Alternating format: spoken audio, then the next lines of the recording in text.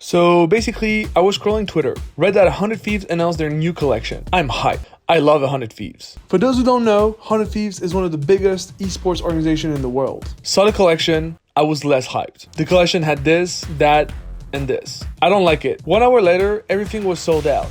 Got frustrated by the designs. Got frustrated from not getting the designs I didn't like that much.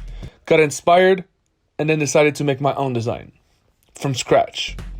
Started to draw, liked the design, bought fabric, got home, cut the fabric, did the front and back, sleeve 1, sleeve 2, and moved on to the hood. The hood is the crucial part, well, at least my favorite. Got a tricolor goodness with 2 different fabric types.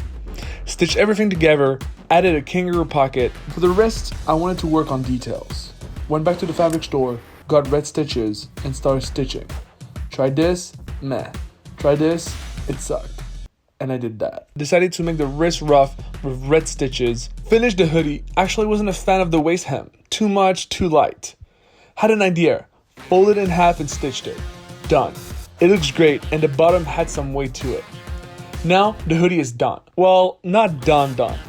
I needed details.